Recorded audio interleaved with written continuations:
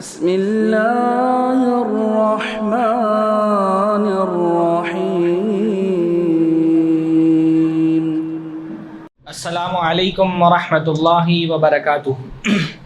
الحمدللہ رب العالمین والصلاة والسلام علی نبینا محمد وعلی آلہ وصحبہ اجمعین ومن تبعہم بإحسان الی یوم الدین۔ اعوذ باللہ السمیع العلیم من الشیطان الرجیم من ہمزہ ونفثہ ونفثہ۔ بسم اللہ الرحمن الرحیم۔ والعصر ان الانسان لفی خسر الا الذین آمنوا وعملوا الصالحات وتواصوا بالحق وتواصوا بالصبر۔ سب سے پہلے ہر طرح کی حمد اور ثنا، تعریف و توصیف، عظمت اور بزرگی، کبریائی اور بڑائی اللہ رب العزت کے لیے لائق اور زیبا ہے، جس کی نعمتیں بے شمار ہیں، جس کے احسانات انگنت ہیں، اور اللہ تعالیٰ کی ان بے شمار نعمتوں میں بہت ہی بڑی نعمت یہ ہے کہ اللہ تعالیٰ نے ہماری ہدایت کے لیے قرآن جیسی عظیم کتاب نازل کی۔ سورہ رحمان، امید ہے کہ آپ میں سے اکثر لوگوں نے اس کا ترجمہ پڑھا ہوگا۔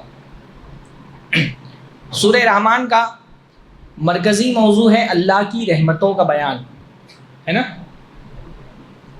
سورہ رحمان میں اللہ تعالیٰ نے اپنی مختلف رحمتوں کا ذکر کیا ہے، اپنی مختلف نعمتوں کا ذکر کیا ہے، اور ان نعمتوں کے ذکر کرنے کے بعد اللہ تعالیٰ نے پوچھا ہے فَبِأَيِّ آلَاءِ رَبِّكُمَا تُكَذِّبَانِ، اللہ تعالیٰ کی کن کن نعمتوں کو تم جھٹلاؤ گے۔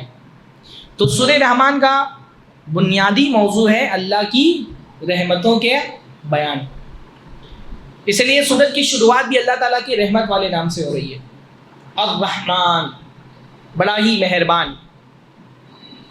پھر اللہ تعالیٰ نے اپنی نعمتوں کا ذکر کرنا شروع کیا۔ نعمتیں تو اللہ تعالیٰ کی بے شمار ہیں، پر ان نعمتوں کے بیان میں اللہ تعالیٰ نے اپنی کس نعمت کا ذکر سب سے پہلا کیا؟ الرحمن علم القرآن، رحمان ہے جس نے قرآن سکھایا، قرآن کا علم دیا۔ خلق الانسان، انسان کو پیدا کیا۔ علمہ البیان، اس کو بولنا سکھایا۔ اللہ تعالیٰ نے جب اپنی رحمتوں کا ذکر کیا تو اپنی رحمتوں میں سب سے پہلے قرآن کی رحمت کا ذکر کیا۔ حالانکہ ترتیب کے اعتبار سے دیکھیں تو بندہ پیدا پہلے ہوتا ہے، قرآن بعد میں سیکھتا ہے۔ ترتیب کے اعتبار سے خلق کی نعمت، پیدا کرنے کی نعمت پہلے ہے، قرآن سیکھنے کی نعمت بعد میں۔ ظاہر سی بات ہے، قرآن آپ کب سیکھتے ہیں؟ جب آپ پیدا ہو جاتے ہیں۔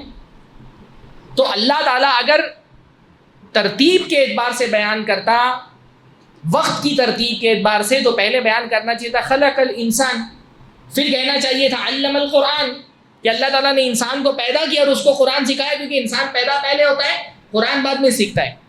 پر اللہ تعالیٰ نے یہاں ترتیب میں قرآن کے علم کو انسان کی پیدائش سے پہلے ذکر کیا، کیونکہ ترتیب میں وقت کا اعتبار نہیں کیا گیا، بلکہ نعمت کی عظمت کا اعتبار کیا گیا۔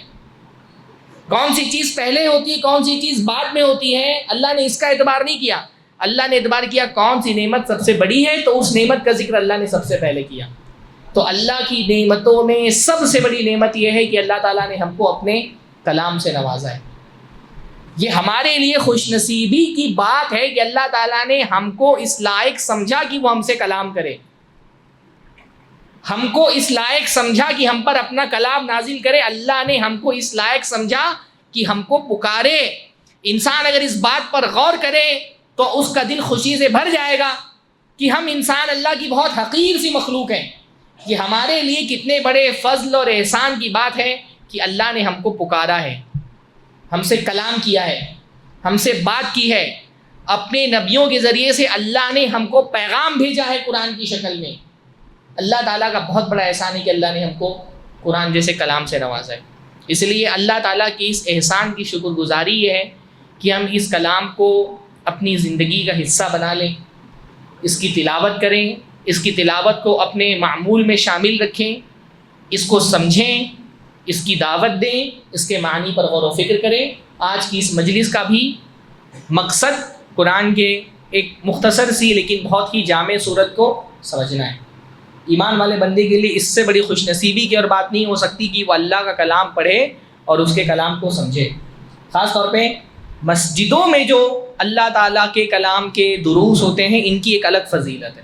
یعنی اللہ کا کلام تو آپ گھر میں سمجھیں، سڑک پر سمجھیں، کہیں پر بھی سمجھیں، ثواب ہی کا کام ہے، پر مساجد میں جو اللہ تعالیٰ کی کلام کو سمجھنے کے لیے دروس ہوتے ہیں، جو مجلسیں تفسیر کی مجلسیں مسجد کے اندر منعقد کی جاتی ہیں، ان کی الگ فضیلت حدیث کے اندر آئی ہے۔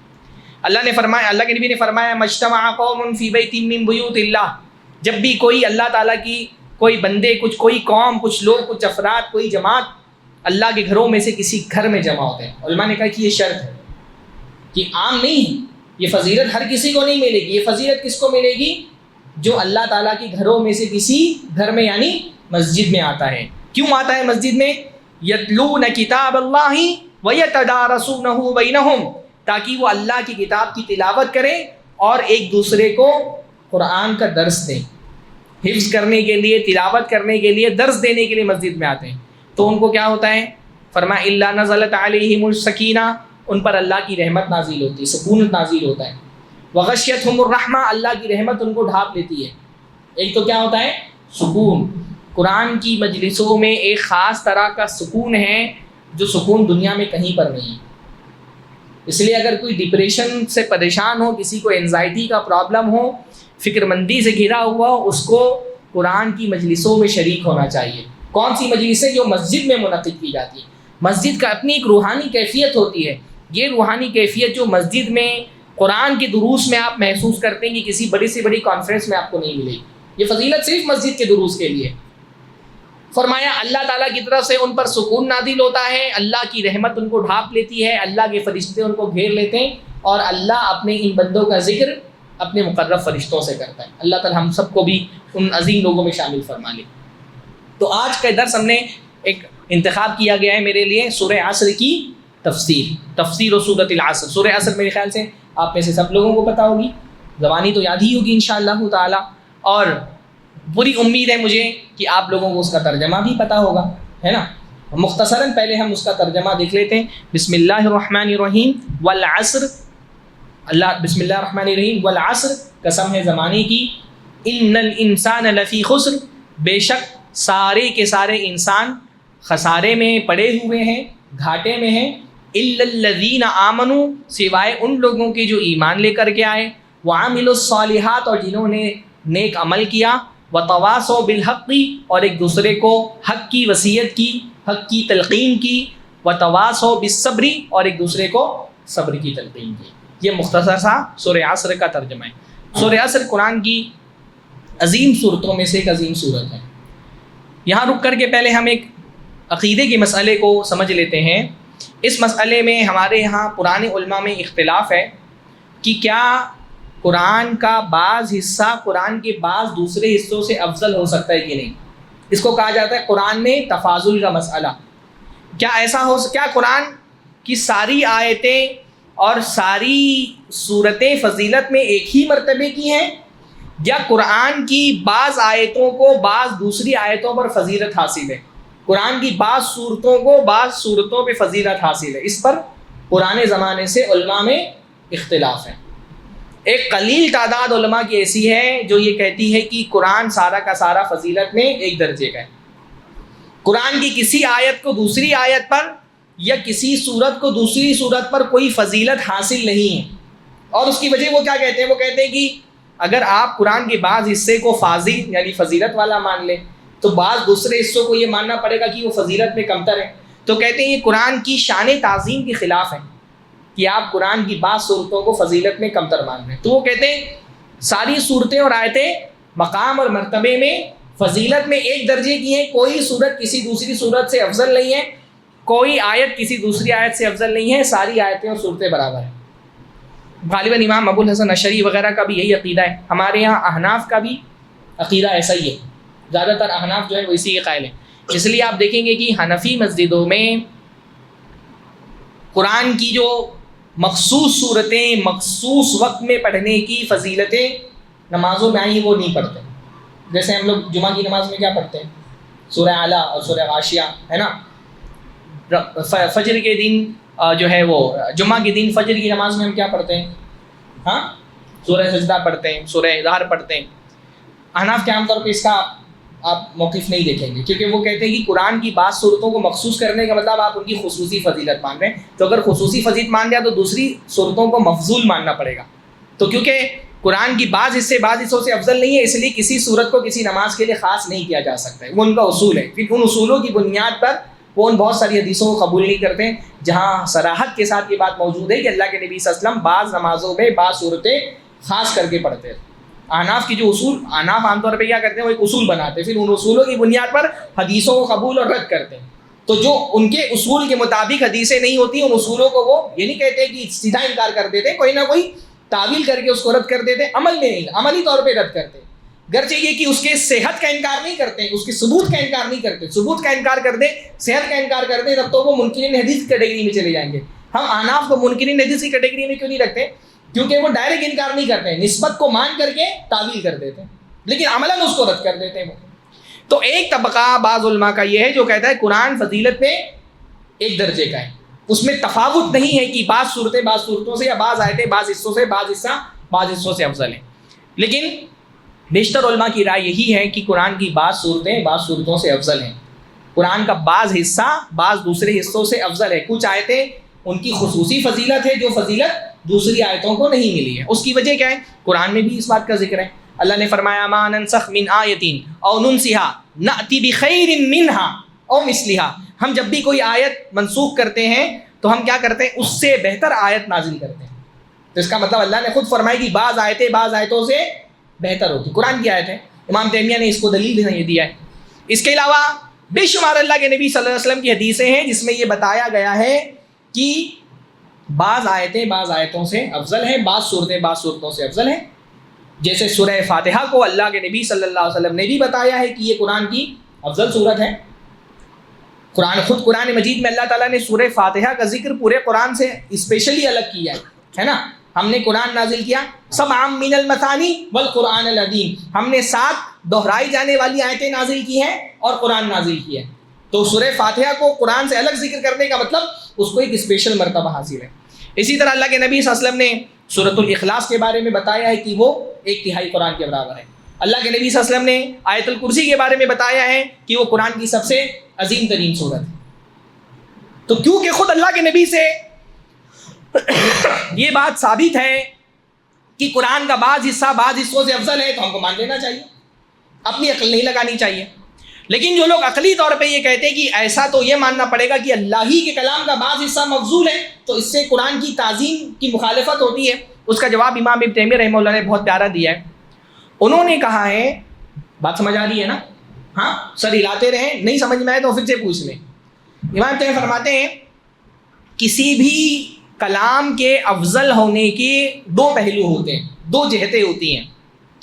کوئی بھی کلام 2 وجوہات کی وجہ سے افضل ہوتا ہے، 2 اسباب کی وجہ سے افضل ہوتا ہے. کسی کلام کے افضل ہونے کا ایک سبب تو یہ ہوتا ہے کہ یہ بات کس کی ہے نا. افضل ہونے کا دوسرا پہلو ہوتا ہے کہ بات کیا ہے، اس کا سبجیکٹ کیا ہے.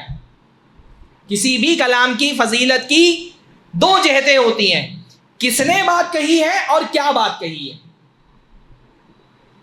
اس کا متکلم کون ہے اور کلام کا مضمون کیا ہے، کنٹینٹ کلام کا کیا ہے، کہا کس نے ہے، اسپیکر کون ہے اور اس کا مضمون اور سبجیکٹ کیا ہے. یہاں تو فرماتے ہیں جہاں تک کہ فضیلت کا ایک پہلو ہے کہ متکلم کون ہے، تو قرآن کا متکلم کون ہے؟ اللہ ہے. قرآن کس کا کلام ہے؟ اللہ کا کلام ہے. اللہ کا کلام ہونے کی حیثیت سے تو پورے قرآن کی فضیلت یکساں ہے. قل هو اللہ احد بھی اللہ کا کلام ہے، تبت یدا ابی لہب بھی اللہ کا کلام ہے. اللہ کا کلام ہونے کی حیثیت سے تو پورے قرآن کی فضیلت یکساں ہے، برابر ہے. سارا قرآن اللہ کا کلام ہے، آیت الکرسی بھی اللہ کا کلام ہے، انا اعطیناک الکوثر بھی اللہ کا کلام ہے، لإیلاف قریش بھی اللہ کا کلام ہے. اللہ کا کلام ہونے کی حیثیت سے تو فضیلت میں سب برابر ہیں. لیکن اللہ کے کلام کے مضامین الگ الگ ہیں، اس کا سبجیکٹ الگ الگ ہے، اس کا کنٹینٹ الگ الگ ہے. کنٹینٹ کے اعتبار سے قرآن کے بعض حصے بعض حصوں سے افضل ہوتے ہیں. یہ جب ہم کہتے ہیں کہ آیت الکرسی بعض صورتوں سے بعض دوسری آیتوں سے افضل ہے تو اس کی وجہ کیا ہوتی ہے؟ آیت الکرسی کا مضمون. یہ نہیں کہ آیت الکرسی اللہ کا کلام ہے اور دوسری صورتیں اللہ کا کلام نہیں ہے. کلام تو پورا اللہ ہی کا ہے پورا قرآن, پر آیت الکرسی کا جو مضمون ہے, اس کا جو کنٹینٹ ہے, وہ دوسری آیتوں سے زیادہ عظیم ہے, کیونکہ اس میں اللہ تعالیٰ کی صفات کا ذکر ہے. تو کیوں, اس لیے حضرت ابی ابن کعب سے جب اللہ کے نبی نے پوچھا, پہلے تو انہوں نے کہا اللہ کے رسول بہتر جانتے ہیں کہ قرآن کی سب سے افضل آیت کون سی ہے, لیکن جب اللہ کے رسول نے کہا کہ نہیں تم بتاؤ قرآن کی سب سے افضل آیت کون سی ہے. اب قرآن میں 6000 سے زائد آیتیں, پر ان ساری آیتوں میں انہوں نے خود ایک آیت کا انتخاب کیا, آیت الکرسی, کیونکہ ان کو یہ بات سمجھ میں آئی کہ بھائی قرآن پورا تو اللہ کا کلام ہے, لیکن قرآن میں اللہ نے الگ الگ مضامین پر گفتگو کی ہے, کلام کیا ہے. اللہ تعالیٰ نے قرآن میں اپنی صفات کا بھی بیان کیا ہے, اللہ تعالیٰ نے قرآن مجید میں احکام کا بھی بیان کیا ہے, اللہ تعالیٰ نے قرآن مجید میں گزری قوموں کے اخبار بھی بیان کیے. تو مضمون کے اعتبار سے سب سے افضل مضمون کون سا ہے؟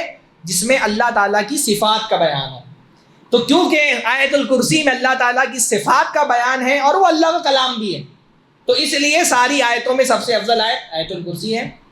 ساری صورتوں میں سب سے افضل صورت سورہ فاتحہ ہے, کیونکہ اس میں بھی دین کے بہت سارے معنی جمع ہو گئے, اور سورہ اخلاص کیونکہ اس میں اللہ تعالیٰ کی توحید کا بیان ہے.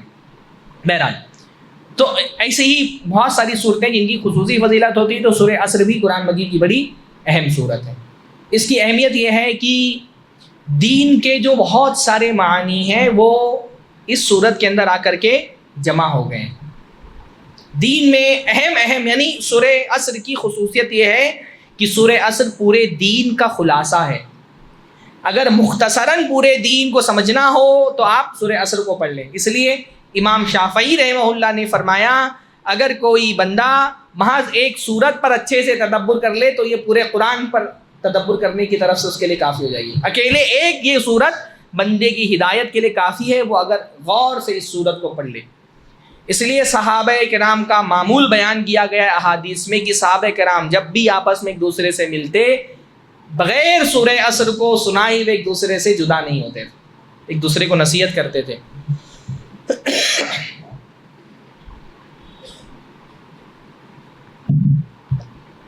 تو سورہ عصر افضل ہے اپنے مضمون کے اعتبار سے. اس میں بہت اہم ترین مطالب, دین کے اہم ترین معلومات, اہم ترین جو ہماری ذمہ داریاں ہیں, ہماری نجات کا جو راستہ ہے, بہت اختصار کے ساتھ سورہ عصر میں بیان کر دیا گیا.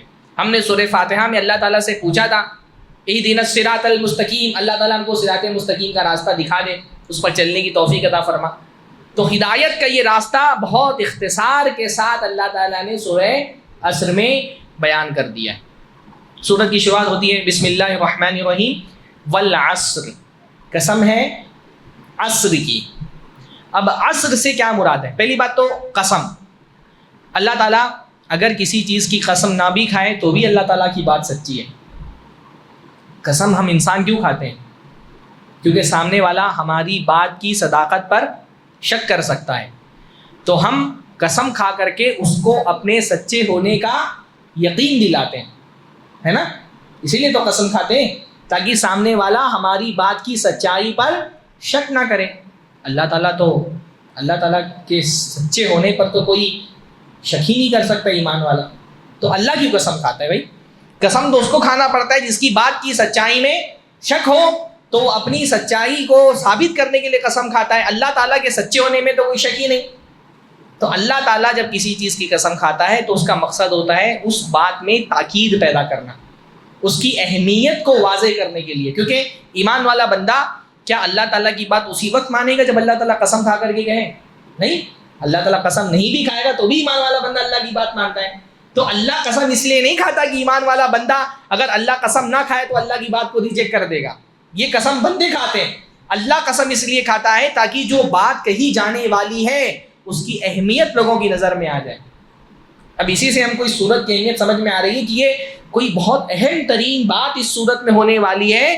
اس لیے اللہ تعالیٰ نے جو سچوں میں سچا ہے, جس سے بڑھ کر دنیا میں کوئی سچا ہی نہیں ہے, اس نے بھی وَمَنْ أَصْدَقُ مِنَ اللَّهِ قِيلًا, اللہ سے زیادہ سچی بات کرنے والا کوئی نہیں ہو سکتا, اس نے بھی قسم کھائی ہے تاکہ اس بات کی اہمیت جو اس صورت میں کہی جانے والی اس کو لوگ سمجھ لیں۔ اچھا، اب اللہ کیونکہ سب سے عظیم ہے تو ہم کو تو اللہ تعالیٰ نے اس بات کی اجازت نہیں دی ہے کہ ہم اللہ کے علاوہ کسی اور کی قسم کھائیں۔ اللہ کے نبی صلی اللہ علیہ وسلم نے فرمایا جو اللہ کے علاوہ کسی اور کی قسم کھائے اس نے شرک کیا۔ من حلف بغیر اللہ فقط اشرک، جس نے اللہ کے علاوہ کسی اور کی قسم کھائی اس نے شرک کیا۔ ہم کو یا تو اللہ کی قسم کھانے کی اجازت ہے یا اللہ تعالیٰ کے صفات کی قسم کھانے کی اجازت ہے، پر اللہ تعالیٰ مخلوقات کی قسم کھاتا ہے، ہم کو مخلوق کی قسم کھانے کی اجازت نہیں ہے۔ مخلوق کی قسم کھانا ہمارے لیے کیا ہے؟ گناہ ہے، اور گناہ بھی کون سا ہے؟ کبیرہ گناہ ہے۔ حتیٰ کہ حضرت عبداللہ ابن مسعود رضی اللہ تعالیٰ عنہ فرماتے ہیں میں اللہ تعالیٰ کی جھوٹی قسم کھاؤں یہ مجھے پسند ہے اس سے کہ میں غیر اللہ کی سچی قسم کھاؤں۔ گناہ تو دونوں ہیں، اللہ کی جھوٹی قسم کھانا بھی گناہ ہے اور غیر اللہ کی سچی قسم کھانا بھی گناہ ہے۔ ان دونوں گناہوں میں بڑا گناہ کون سا ہے؟ اللہ کی جھوٹی قسم کھانا یا غیر اللہ کی سچی قسم کھانا؟ بولیے۔ غیر اللہ کی سچی قسم کھانا چھوٹا گناہ ہے، اللہ کی جھوٹی قسم کھانا چھوٹا گناہ ہے بنسبت غیر اللہ کی سچی قسم کھانے، کیونکہ اللہ کی جھوٹی قسم کھائے گا تو صرف گناہ ملے گا، پر غیر اللہ کی سچی قسم کھائے گا تو یہ شرک ہے۔ یہ ہوتا ہے مراتب، اس کو سمجھنا چاہیے۔ یہ ہوتی ہے فقہ جو صحابہ نے ہم کو سمجھائی ہے، دین کا فہم، کہ میں اللہ کی جھوٹی قسم کھا لوں، گناہ دونوں ہے، لیکن اگر آپشن یہ ہو کہ یا تو اللہ کی جھوٹی قسم کھاؤ یا تو مخلوق کی سچی قسم کھاؤ، تو جب دو گناہوں کا ترتیب دی جائے گی تو اللہ کی جھوٹی قسم کھانا یہ چھوٹا گناہ ہے بنسبت غیر اللہ کی سچی قسم کھانے سے۔ تو ہمارے لیے اس بات کی اجازت نہیں کہ ہم غیر اللہ کی قسم کھائیں۔ ماشاء اللہ ہم لوگ تو ایک دینی حلقے میں آپ لوگ بیٹھے ہوئے تو آپ سے تو یہ امید نہیں ہے، لیکن معاشرے میں بہت سارے لوگ ہوتے ہیں، ماں کی قسم، بہن کی قسم، وطن کی قسم، وطن کی مٹی کی قسم، یہ آج کل اس قسم کی چیزیں بہت عام ہو گئی ہیں۔ اس سے پرہیز کرنا چاہیے، یہ اللہ تعالیٰ کے کا حق ہے کہ اس کی قسم کھائی جائے، یا اگر کسی اور کو آپ دیں تو یہ اللہ تعالیٰ کے ساتھ شرک ہے۔ والعصر، قسم ہے عصر کی۔ اب اللہ تعالیٰ تو اپنی مخلوقات کی قسم کھاتا ہے، قرآن مجید میں اللہ تعالیٰ نے مختلف مقامات پر مختلف چیزوں کی قسم کھائی ہے۔ اللہ کیوں کسی چیز کی قسم کھاتا ہے؟ اس کی جس چیز کی قسم کھائی، یعنی جس چیز کے لیے انتخاب کیا گیا کس کی قسم کھائی جائے، اس کی دو وجہ ہوتی ہیں۔ اللہ جب کسی چیز کی قسم کھاتا ہے تو دو وجہ سے کھاتا ہے۔ پہلا، جس چیز کی قسم کھائی گئی ہے اس کی عظمت کو بیان کرنے کے لیے، اس کے مقام اور مرتبے کو بیان کرنے کے لیے، کہ جس چیز کی قسم کھا رہا ہے اللہ، اگر کسی چیز کی قسم کھا لے تو اس کا مطلب کہ بہت عظیم چیز ہے، بڑی فضیلت والی چیز ہے، اس کا مقام بہت بلند ہے، اس کی اہمیت بہت زیادہ ہے، اس لیے اللہ تعالیٰ نے اس کی قسم کھائی ہے۔ ایک وجہ تو قسم کھانے کی یہ ہوتی ہے۔ دوسری وجہ جس کو مولانا ابوالکلام آزاد نے اپنی تفسیر میں ذکر کیا ہے، اور بھی اس سے پہلے بہت سارے علماء نے یہ بات کہی ہے، اللہ جب کسی چیز کی قسم کھا رہا ہوتا ہے تو جس چیز کی قسم کھائی گئی ہے اس کو اللہ تعالیٰ دلیل بنا رہا ہوتا ہے، اس چیز پر جس کی قسم اللہ تعالیٰ نے، جس پر اللہ تعالیٰ نے قسم کھائی ہے۔ یعنی دو چیزیں ہوتی ہیں نا، ایک اللہ تعالیٰ نے کسی چیز کی قسم کھائی اور کسی بات پر قسم کھائی۔ جس بات پر اللہ نے قسم کھائی ہے وہ اس کی دلیل وہ چیز ہوتی ہے جس کی اللہ تعالیٰ نے قسم کھائی۔ مثلاً اس کی مثال اللہ نے فرمایا یاسین والقرآن الحکیم انک لمن المرسلین۔ یاسین قسم ہے قرآن حکیم کی، بے شک آپ اللہ کے رسولوں میں سے ایک رسول ہیں۔ کس چیز کی قسم کھائی اللہ تعالیٰ نے؟ قرآن کی۔ کس بات پر قسم کھائی اللہ نے؟ کس بات پر قسم کھائی؟ اللہ کے نبی صلی اللہ علیہ وسلم کی رسالت پر، اللہ کے نبی کے رسول ہونے پر اللہ تعالیٰ نے قرآن کی قسم کھائی۔ تو اللہ کے نبی کے رسول ہونے کی دلیل اللہ تعالیٰ نے کیا پیش کی؟ قرآن۔ گویا کہ قرآن اس بات کی سب سے بڑی دلیل ہے کہ محمد صلی اللہ علیہ وسلم اللہ کے رسول ہیں۔ تو پتہ یہ چلا قسم کے لیے اللہ تعالیٰ جس چیز کا انتخاب کرتا ہے اس میں دو چیزیں پائی جاتی ہیں۔ پہلی چیز کیا پائی جاتی ہے؟ کہ وہ عظیم ہوتی ہے، اس کی بڑی اہمیت ہوتی ہے، اور دوسری چیز کیا پائی جاتی ہے؟ اللہ تعالیٰ اس کو بطور دلیل پیش کر رہا ہوتا ہے کہ یہ دلیل ہے، آگے جو بات آنے والی ہے اس کی دلیل یہ چیز ہے جس کی میں نے قسم کھائی ہے۔ مولانا ابوالکلام آزاد نے یہ بات لکھی ہے۔ اور بھی ان سے پہلے بھی بہت سارے مفسرین نے یہ بات لکھی. تو اللہ نے قسم کھائی عصر کی. عصر کا مطلب کیا ہے؟ علماء نے کہا ہے، یعنی علماء کے مختلف اقوال ہیں. تفسیر میں آپ کو اس طرح کے قول ملیں گے، کیونکہ قرآن جو ہے وہ ذی وجوہ ہے، اس کے بہت سارے الگ الگ پہلو ہوتے ہیں. اس لیے آپ کسی چیز کے بارے میں تتبع کرتے ہیں تو آپ کو ملتا ہے کہ اس کے بارے میں ایک قول مفسرین کا یہ بھی ہے، ایک قول یہ بھی ہے، ایک قول یہ بھی ہے، اور سارے قول اپنی جگہ پر صحیح ہو سکتے ہیں. تو اللہ نے عصر کی قسم کھائی. اب مفسرین نے عصر سے 5 چیزیں مراد لی ہیں. پہلی چیز جو سب سے زیادہ مشہور ہے کہ عصر کا مطلب ہوتا ہے زمانہ، ٹائم، وقت. اللہ تعالیٰ نے یہاں پر وقت کی قسم کھائی ہے. دوسرا قول ہے عصر سے مراد ہے دن کا آخری حصہ، کیونکہ دن کے آخری حصے کو بھی عصر کہا جاتا ہے. اسی لیے جب ہم دن کے آخری حصے میں جو نماز پڑھتے ہیں اس نماز کو ہم کیا کہتے ہیں؟ عصر کی نماز، کیونکہ وہ دن کے آخری حصے میں پڑھی جاتی ہے. تو عصر کا ایک مفہوم کیا ہوتا ہے؟ دن کا آخری حصہ. تیسرا، عصر سے مراد عصر کی نماز ہے. ایک قول یہ بھی ہے مفسرین کا کہ یہاں بالعصر جو کہا گیا اس سے مراد کیا ہے؟ عصر کی نماز ہے، کیونکہ اللہ کے نبی صلی اللہ علیہ وسلم نے کیا فرمایا؟ جس کی عصر کی نماز فوت ہو گئی گویا کہ اس نے اپنے مال اور اپنے اہل کو ہلاک کر دیا. تو یہاں پہ نقصان کی بات ہو رہی ہے نا. تو بعض علماء نے کہا یہاں عصر سے مراد کیا ہے؟ عصر کی نماز. چوتھا قول یہ ہے کہ عصر سے مراد اللہ کے نبی صلی اللہ علیہ وسلم کا زمانہ، کیونکہ عصر کا مطلب زمانہ ہوتا ہے، پر علماء نے کہا کہ سارے زمانے نہیں مراد ہیں، بلکہ صرف اللہ کے نبی کا زمانہ مراد ہے، کیونکہ اللہ کے نبی کا زمانہ سارے زمانوں میں سب سے افضل ہے. سارے زمانوں میں سب سے، اللہ کے نبی فرمایا نا کہ بہترین زمانہ کس کا ہے؟ میرا زمانہ. اور بعض علماء نے کہا عصر سے مراد ہر انسان کی اپنا زمانہ، انسان کی اپنی زندگی جو اس نے گزاری ہے. تو ہر انسان کی اپنی زندگی کی قسم اللہ نے کھائی ہے. بہرحال یہ 5 اقوال ہیں، اس کی تھوڑی تفصیل ہم دیکھتے ہیں. پہلا قول کیا ہے؟ والعصر، قسم ہے زمانے کی.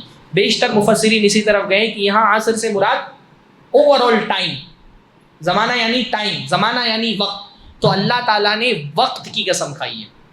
یہ مفسرین کہتے ہیں کہ آپ جب قرآن میں اللہ تعالیٰ کی قسموں پر غور کریں گے تو آپ کو یہ بات پتہ چلے گی کہ قرآن مجید میں اللہ تعالیٰ بہت کثرت سے ٹائم کی قسم کھاتا ہے. یہ اللہ کی سنت ہے کہ اللہ تعالیٰ نے بہت کثرت سے وقت کی قسمیں کھائی ہیں. جیسے والضحیٰ، ضحیٰ کا مطلب کیا ہوتا ہے؟ چاشت کا وقت. چاشت کہتے ہیں نا، یعنی تھوڑی سی دھوپ جب تیز ہو جاتی ہے سورج کے طلوع ہونے کے بعد، جس میں ہم چاشت کی نماز پڑھتے ہیں، صلاۃ الضحیٰ پڑھتے ہیں. تو ضحیٰ بھی کیا ہے؟ ایک ٹائم کا ایک پیریڈ ہے. مختلف وقت کے پیریڈز کی اللہ تعالیٰ نے قسم کھائی. جیسے والفجری، فجر کی قسم یعنی صبح کا وقت ہوتا ہے. والصبحی، صبح کی قسم. واللیلی، رات کی قسم. تو اللہ تعالیٰ کا کیونکہ یہ سنت ہے قرآن مجید کے اندر کہ اللہ تعالیٰ مختلف ٹائم کے پیریڈز کی قسم کھاتا ہے، اس لیے یہاں پر بھی والعصر سے مراد اوور آل ٹائم ہے، وقت، زمانہ. اور علماء یہ کہتے ہیں کہ آگے جو بات کہی جا رہی ہے خسارے کی، اس کا سب سے بڑی دلیل زمانہ ہی ہے. ٹائم جو ہے وہ انسان کے قیامت کے دن کامیاب ہونے یا ناکام ہونے پر فیصل ہوتا ہے. قیامت کے دن کون لوگ کامیاب ہوں گے؟ جنہوں نے اپنے ٹائم کا صحیح استعمال کیا. اور قیامت کے دن کون لوگ ناکام ہوں گے؟ جنہوں نے اپنے ٹائم کا صحیح استعمال نہیں کیا. تو کیونکہ قیامت اس لیے جب جنتیوں کو جنت میں ڈالا جائے گا تو جنتیوں سے کیا کہا جائے گا؟ کلوا واشربوا ہنیئا ہنیئا، کھاؤ پیو مزے لے کر کے. کیوں مزے لے کر کے کھاؤ پیو؟ بما اسلفتم فی الایام الخالیہ، کیونکہ جو ٹائم تم نے اپنا گزارا، ایام یعنی وقت ہے نا، یوم کس کو کہتے ہیں؟ دن کو. تو دن کیا ہے؟ ٹائم ہی کا تو ایک پیریڈ ہے نا دن. تو تم نے جو اپنے دن گزارے صحیح جگہوں پر، اس کی وجہ سے آج تم جنت میں جا رہے ہو. جنت میں کون جائے گا؟ جس نے اپنی ٹائم کا صحیح استعمال کیا. اور جہنم میں کون جائے گا؟ جس نے اللہ کے دیے ہوئے ٹائم کو غلط جگہوں پر لگا دیا، غلط جگہ انویسٹ کیا. اس نے ایمان میں نہیں لگایا، اس نے عمل صالح میں نہیں لگایا، اس نے اللہ کے دین کی دعوت میں نہیں لگایا، حق کی دعوت میں نہیں لگایا، صبر کی دعوت میں نہیں لگایا. اپنے ٹائم کا انویسٹمنٹ غلط کرے گا، وہ قیامت کے دن خسارے میں رہے گا. اسی لیے کافر کو جب فرشتے اس کی جان نکالنے کے لیے آتے ہیں تو وہ اللہ تعالیٰ سے کیا مانگتا ہے؟ ٹائم. ٹائم کی زندگی میں بڑی اہمیت ہے نا.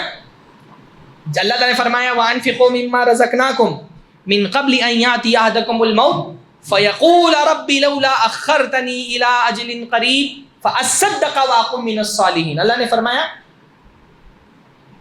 کہ اللہ تعالیٰ نے جو کچھ نعمتوں اور مال سے تم کو نوازا ہے اس کو اللہ کے راستے میں خرچ کرو اس سے پہلے کہ تم کو موت آ جائے. تو جب انسان کو موت آتی تو وہ کیا کہتا ہے؟ فَيَقُولَ رَبِّ لَوْلَا أَخَّرْتَنِي إِلَىٰ أَجَلٍ قَرِيبٍ. اللہ تعالیٰ مجھ کو تھوڑا سا ٹائم اور دے دے. مرنے کے وقت آدمی اللہ تعالیٰ سے جنت نہیں مانگتا ہے کیونکہ اس کو پتا ہے جنت مانگنے سے نہیں ملتی ہے بلکہ جنت کے لیے عمل کرنا پڑے گا. اور عمل کرنے کے لیے کیا چاہیے؟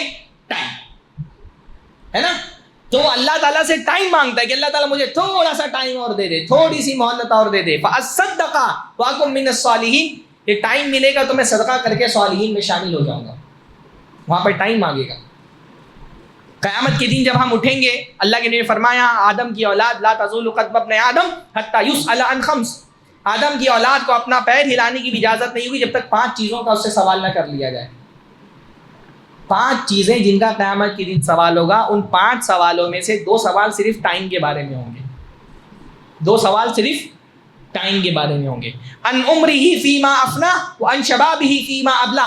آدمی سے اس کی عمر کے بارے میں پوچھا جائے گا, عمر کہاں گزاری. عمر کیا ہے؟ زندگی کیا ہے؟ ٹائم ہے نا. زندگی کیا ہے؟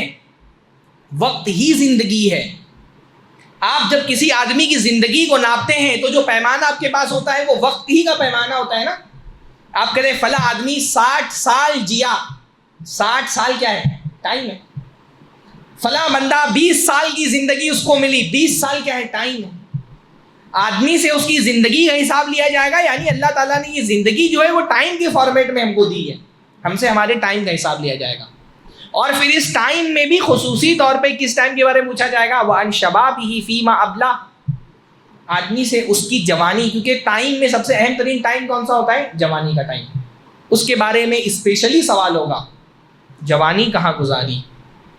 تو جنہوں نے اپنی جوانی اور اپنی زندگی ایمان میں لگائی ہوگی, عمل صالح میں لگائی ہوگی, اللہ تعالیٰ کی دین کی دعوت دینے میں لگائی ہوگی, صبر کی دعوت دینے میں لگائی ہوگی, وہ تو کامیاب ہو جائیں گے.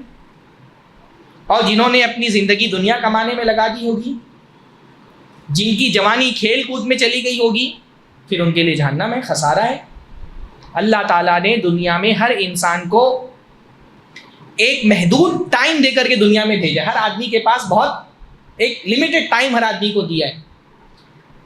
خسارہ جو اللہ تعالیٰ نے فرمایا نا کہ لوگ خسارہ کس کو کہتے ہیں؟ کہ آپ کے پاس کوئی راس المال ہے, آپ کے پاس ایک مدل, کیا بولتے ہیں آپ لوگ اس کو, ہاں کیپٹل منی ہے آپ کے پاس.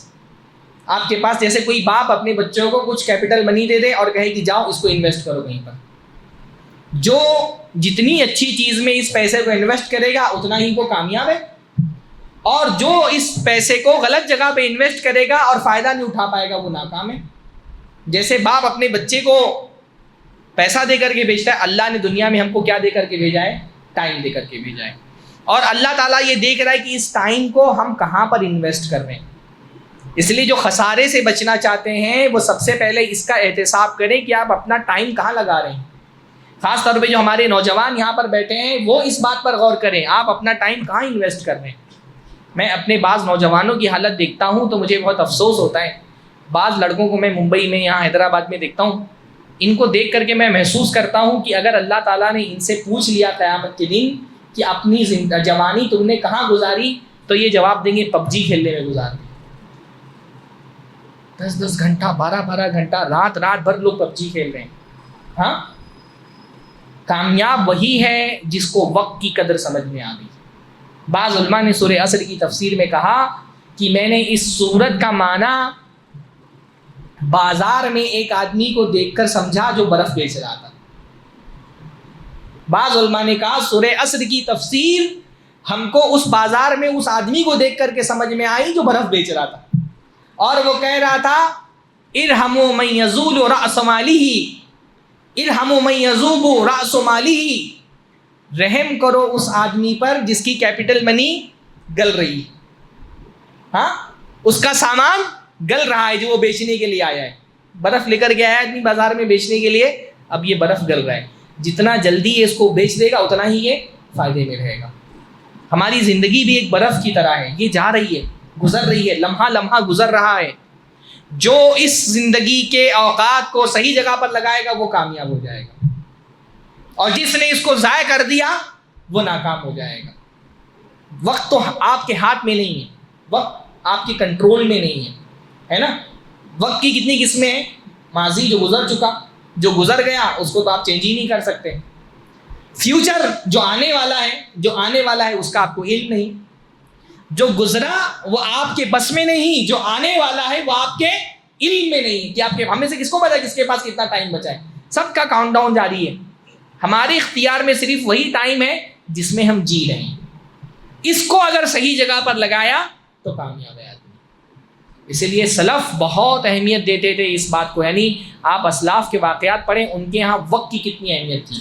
وہ کسی انسان کو وقت ضائع کرتے ہوئے دیکھتے تھے تو افسوس کرتے تھے, کہتے تھے اگر وقت خریدنے کے لائق کوئی چیز ہوتی تو میں اس سے اس کا وقت خرید لیتا. کسی آدمی کو اگر وقت ضائع کرتے دیکھتے تو سلف کہا کرتے تھے کاش وقت خریدنے والی چیز ہوتی تو میں اس سے اس کا وقت خرید لیتا. یہ بیٹھ کر کے مطلب بہت مرتبہ ایسا ہوتا ہے کہ مجھے یہ درس دینا ہے, تیاری کرنا ہے, ٹائم بہت کم ہے, میں ٹرین میں بیٹھتا ہوں, میں دیکھتا ہوں ایک بندہ CST سے ممبرا تک آتا ہے. ایک لمبا میرا اکثر سفر رہا ہے کرلا سے ممبرا, 1.5 سے 2 گھنٹے کا ٹائم ہے. 1.5 سے 2 گھنٹہ یہ بندہ کیا کرتا رہتا ہے, موبائل پہ ببل پھوڑتا رہتا ہے. یہ ببل پھوڑ کر کے کس کا, مطلب مجھے نہیں سمجھ میں آتا کہ یہ ببل پھوڑ کر کے دنیا میں کس کا نفع ہونے والا ہے سوائے اس ایپ والے کے جس نے یہ ایپ ڈیزائن کیا ہے. نہ اس سے اپنا بندے کا دنیا میں آخرت میں کوئی فائدہ ہے, نہ اس کے والدین کا, نہ اس کے رشتہ داروں کا. یہ ببل پھوڑ کر کے کیا مل جانے والا ہے. ہاں, علماء کہا کرتے تھے کہ مجھے افسوس ہوتا ہے کہ کسی آدمی کا اگر 1 درہم گر جائے اور گم ہو جائے تو وہ افسوس کرے گا کہ میرا 1 درہم غائب ہو گیا, نہیں ملا مجھ کو, اور اس کا پورا دن ضائع چلا جاتا ہے. اس کو افسوس نہیں ہوتا کہ میرا پورا دن ضائع چلا گیا, میں نے اس میں اللہ کی ذکر نہیں کیا, علم نہیں حاصل کیا, علم نہیں پہنچایا. اس لیے علماء وقت کی بہت قدر کرتے تھے, کیونکہ قیامت کے دن آپ خسارے میں رہیں گے یا فائدے میں رہیں گے اس کا ڈیپینڈنس اس بات پر ہے کہ آپ نے اپنا وقت کہاں پر لگایا. سلف ایک ایک لمحے کو اہمیت دیتے تھے. عبداللہ ابن مبارک رحمہ اللہ وہ مسجد سے جانے لگے تو ان کے ایک ساتھی نے پکڑ لیا, کہا یہ آپ ہمیشہ نماز پڑھنے آتے اور نکل کر کے گھر چلے جاتے, ہمارے ساتھی ہیں, دوست ہیں, ہمارے ساتھ بیٹھیے, ہماری مجلسوں میں شریک ہوئیے, ہم سے بھی گفتگو کریے. آپ تو جیسے ہی گھر سے نکلتے ہیں مسجد سے نکلتے ہیں گھر سے نکلتے ہیں مسجد, ہمارے ساتھ نہیں بیٹھتے. تو حضرت عبداللہ ابن مبارک نے کہا کہ میں گھر جا کر کے فری تھوڑی بیٹھتا ہوں, میں تو صحابہ کے ساتھ ہوتا ہوں, گھر میں صحابہ کے ساتھ وقت گزارتا ہوں. تو لوگوں نے کہا اچھا اس دور میں آپ کو صحابہ کہاں سے میسر آ گئے بھائی, صحابہ کا تو زمانہ ختم ہو گیا, اس دور میں کہاں سے صحابی آپ کو آپ کے گھر میں میسر آ جاتے ہیں. تو انہوں نے کہا دیکھو میں گھر میں جاتا ہوں تو جو صحابہ کے آثار اور صحابہ کی حدیثیں میں نے لکھی ہوئی ہیں وہی پڑھتا ہوں, اسی کو لکھتا رہتا ہوں. تو فزیکلی گرچہ میں اپنے گھر میں ہوتا ہوں پر مینٹلی میں صحابہ کے ساتھ ہوتا ہوں. تو اتنی پیاری مجلس صحابہ کی چھوڑ کے میں تمہارے ساتھ آ کر کے بیٹھوں تو تم کیا کرو گے, تختابون الناس, غیبتیں کرو گے. عام مجلسوں میں کیا ہوتی ہیں, غیبتیں ہی ہوتی ہیں. ہاں, وہ جو کسی شاعر نے کہا نا کہ وہ کہتے مخلصی ہیں کہ یاروں کی بزم سے غیبت نکال دو تو فقط خاموشی بچی. عام مجلسوں میں کیا ہوتا ہے کہ اگر غیبت نکال دی جائے مجلس سے تو صرف کیا بچتی ہے, خاموشی بچتی ہے. تو سلف وقت کو بہت اہمیت دینے والے تھے. آپ قیامت کے دن خسارے میں جائیں گے یا فائدے میں جائیں گے اس کا ڈیپینڈنس اس بات پر ہے کہ آپ نے وقت کا استعمال کیسے کیا. اس لیے علماء نے کہا یہاں والعصر سے مراد کیا ہے, وقت. بعض علماء نے کہا عصر سے مراد رات کا آخری وقت, دن کا آخری وقت ہے, کیونکہ دن کے آخری وقت کو بھی عربی میں عصر کہا جاتا ہے. اور جو سارے 24 گھنٹے میں سب سے افضل وقت علماء نے کہا ہے کہ دن کا آخری وقت ہوتا ہے. 24 گھنٹوں میں سب سے افضل وقت دن کا آخری وقت ہوتا ہے, کیونکہ اس میں بہت ساری فضیلتیں جمع ہو جاتی ہیں. خاص طور پہ یہ کہا کہ یہ وہ وقت ہوتا ہے جس میں بندے کے اعمال اللہ کی بارگاہ میں پیش کیے جاتے ہیں. مطلب ہر فضیلت کی الگ الگ وجوہات ہوتی ہیں. دعا کرنے کے لیے سب سے افضل وقت رات کا آخری وقت ہے نا, اور ذکر و اذکار کرنے کے لیے سب سے افضل وقت کون سا ہے؟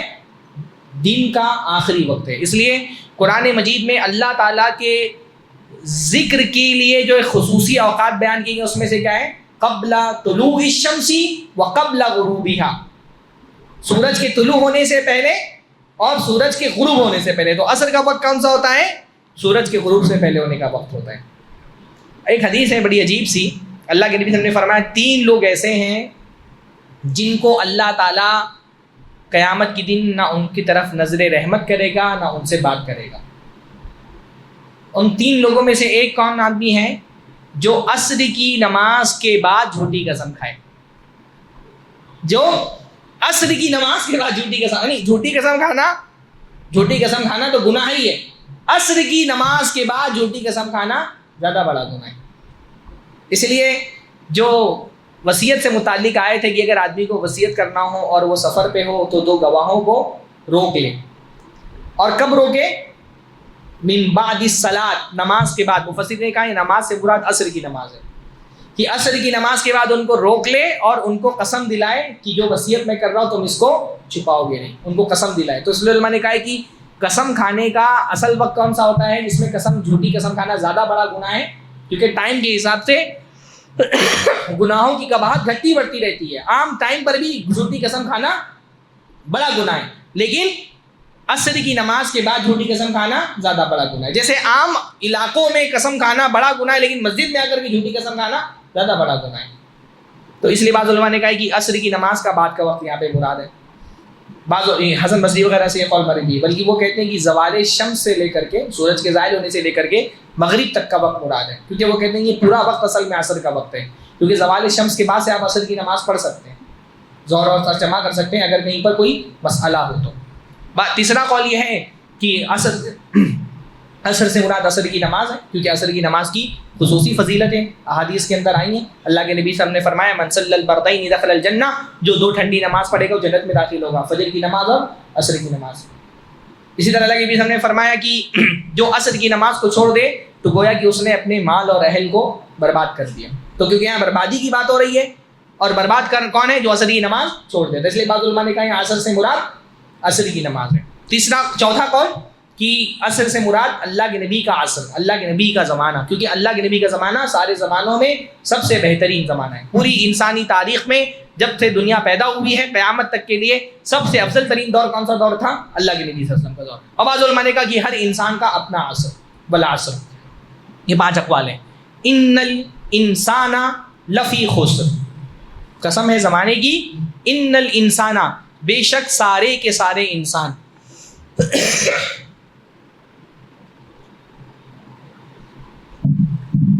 پانی رکھ دیجیے گا. سارے انسان. اچھا، سارے کے لیے عربی میں تو لفظ آتا ہے کلن کا، ہے نا؟ کل کا مطلب ہوتا ہے سارے، پر یہاں پر کل تو نہیں آیا، یہاں پہ تو ان الانسان آیا ہے.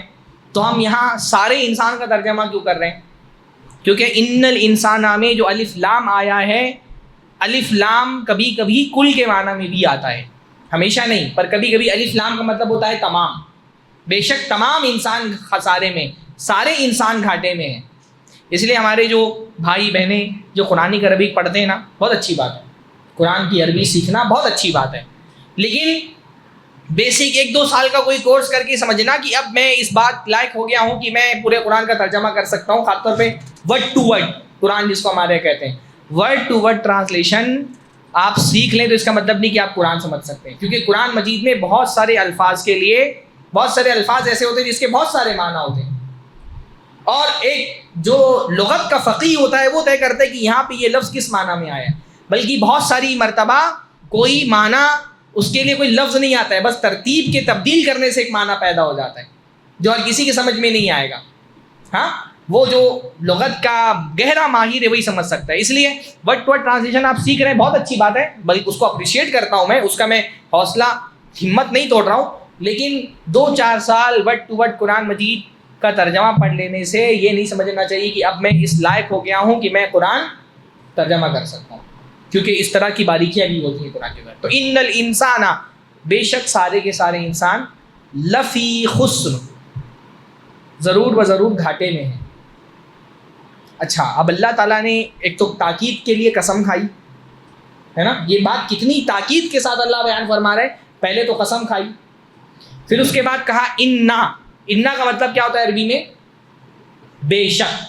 انا مطلب ہوتا ہے بے شک. قسم کھا لی تھی, تاکید تو ویسے ہی پیدا ہو گئی, لیکن پھر اور یقین دلانے کے لیے کیا کیا؟ ان الانسان لا فی خسر نہیں کہا, فی سے پہلے لام لایا. لام بھی کس کے لیے آتا ہے؟ تاکید کے لیے. یقیناً, ہاں بے شک انسان یقیناً فی خسر خسارے میں ڈوبا ہوا ہے. یعنی کتنی چیزیں ہیں, قسم الگ سے کھائی, پھر انا کا ذکر کیا, پھر لام تاکید کے لیے. یعنی یہ اتنی اہم ترین بات ہے کہ اللہ باوجود اس کے کہ سچا ہے, وہ اگر ویسے ہی بول دیتا انسان خسارے میں ہے تو ہم مان لیتے, پر اللہ نے اس بات کی اہمیت کو بتانے کے لیے تین ذریعے تاکید کے اس کے اندر رکھے ہیں. ایک تو قسم کھائی ہے, دوسرا انا کا ذکر آیا, تیسرا لام. لام کا بھی مطلب کیا ہوتا ہے؟ یقیناً, تاکید کے لیے وہ آتا ہے. ان الانسان لفی خسر, بے شک انسان خسارے میں ڈوبا ہوا ہے. اب یہ فی خسر کہا ہے, یہ بھی بڑی باریکی ہے. فی کا مطلب ہوتا ہے میں, تو فی خسر کا مطلب ہوتا ہے, فی علماء نے کہا فی احاطے کا فائدہ دیتا ہے. تو اگر فی خسر کا مطلب چاروں طرف سے خسارے میں ہے وہ. جب آپ کسی چیز میں ڈوبتے ہیں یا کسی چیز کے بیچ میں ہوتے ہیں تو وہ چیز چاروں طرف سے آپ کو گھیرے ہوئے ہوتی ہے نا. یعنی ایک تعبیر یہ ہو سکتی تھی کہ اللہ فرماتا ان الانسان لخاسر, بے شک انسان نقصان اٹھانے والا ہے, خسارہ اٹھانے والا ہے. پر اللہ تعالیٰ نے یہ نہیں کہا بے شک انسان خسارہ اٹھانے والا ہے. اللہ نے فرمایا بے شک انسان خسارے میں ڈوب گیا ہے. یعنی خسارے نے چاروں طرف سے اس کو گھیر لیا ہے, چاروں طرف سے گھاٹے میں, ہر چیز اس کے گھاٹے میں. ایسا نہیں کہ ایک چیز میں خسارہ ہے تو ایک چیز میں فائدہ ہے, ہر طرح سے خسارے میں ڈوبا ہوا ہے انسان. بے شک انسان خسارے میں ہے, نقصان میں ہے, گھاٹے میں ہے. سارے انسان, بیشتر انسان, زیادہ تر انسان خسارے میں, سوائے کچھ لوگوں کے. الا الذین آمنوا, سوائے ان لوگوں کے جو ایمان لے کر کے آئے, وعملوا الصالحات, اور ان لوگوں نے نیک عمل کیا, اور ایک دوسرے کو حق کی وصیت کی اور صبر کی وصیت کی. اب دنیا میں علماء نے یہاں پہ بھی ایک علمی اصول ہے, میں بیان کر دیتا ہوں تاکہ آپ میں سے جن لوگوں نے یہ چیزیں پڑھی ہوں, سمجھتے ہوں, ان کو فائدہ ہو جائے, اور کسی کو اگر نہیں سمجھ میں آئے تو اسکپ بھی کر سکتے ہیں. علماء نے کہا ایکسیپشن, اللہ کا لفظ آتا ہے ایکسیپشن کے لیے. ایکسیپشن سمجھتے ہیں نا, بعض چیزوں کو بعض چیزوں سے الگ کرنے کے لیے. لا الہ, نہیں ہے کوئی معبود الا اللہ, مگر صرف اللہ ہے نا. سارے لوگ آئے لیکن زید نہیں آیا ہے نا. اللہ کسی چیز کو کسی چیز سے الگ کرنے کے لیے آتا. اللہ نے فرمایا سارے کے سارے انسان خسارے میں, پتہ چلا کہ سب انسان خسارے میں رہیں گے. کچھ لوگ ہیں جن کو خسارہ نہیں ہوگا, ان کو اللہ تعالیٰ نے الگ کر دیا. علماء نے کہا ہے کہ جب بھی اللہ کے ذریعے سے استثناء ہوتا ہے تو جن لوگوں کو الگ کیا جا رہا ہے ان کی تعداد کم ہونی چاہیے, اور جن سے الگ کیا جا رہا ہے ان کی تعداد زیادہ ہونی چاہیے, تب بھی اللہ کے ذریعے سے استثناء صحیح ہے, ورنہ استثناء غلط. مثلا مان لیجیے کہ میں یہ بولوں کہ میں یہ کہوں کہ مان لیجیے کلاس ہے, کلاس میں طلبہ ہیں اور طلبہ کی تعداد ہے 100, تو میں کہوں سارے کے سارے طلبہ فیل ہو گئے ہیں سوائے 90 لوگوں کے, تو یہ بولنا صحیح ہوگا؟ یہ تعبیر غلط ہوگی, کیونکہ 90 تو زیادہ ہو گئے, 10 ہی لوگ ناکام ہوئے, تو مجھ کو کہنا چاہیے کہ سارے کے سارے لوگ پاس ہو گئے سوائے 10 طلبہ کے. پر اگر میں بولوں سارے کے سارے لوگ فیل ہو گئے اور پھر بولوں سوائے 90 طلبہ کے, تو یہ بولنا غلط ہے. جن لوگوں کو اس کو کہا جاتا ہے مستثنا منہ سے کم ہونا چاہیے. تو بہرحال بتانا میں یہ چاہ رہا ہوں کہ اس آیت کا مفہوم یہ ہے کہ قیامت کے دن خسارہ اٹھانے والے لوگ زیادہ ہوں گے, کامیاب ہونے والے لوگ کم ہوں گے. یہ جاننے کا ہم کو کیا فائدہ ہوا؟ اس آیت سے ہم کو یہ پتہ چلا کہ قیامت کے دن زیادہ تر لوگ نقصان میں ہوں گے, کم لوگ ہوں گے جو نقصان سے بچیں گے. جب آپ کو یہ پتہ ہوتا ہے کہ کسی چیز میں کامیابی کا مارجن بہت کم ہے تو آپ کوشش اس کے لیے زیادہ کرتے ہیں, ہے نا. یہ بتایا جا رہا ہے کہ قیامت کے دن زیادہ تر لوگ جہنم میں جائیں گے, بہت قلیل لوگوں کی تعداد ہوگی جو جنت میں جائیں گے. تو آپ کو کیا کرنا پڑے گا پھر؟ اگر کہیں پر کامیابی کا مارجن بہت زیادہ ہوتا ہے تو محنت آدمی کم کرتا ہے, لیکن جہاں کامیابی کا مارجن بہت کم ہوتا ہے وہاں آدمی محنت اپنی بڑھا دیتا ہے نا.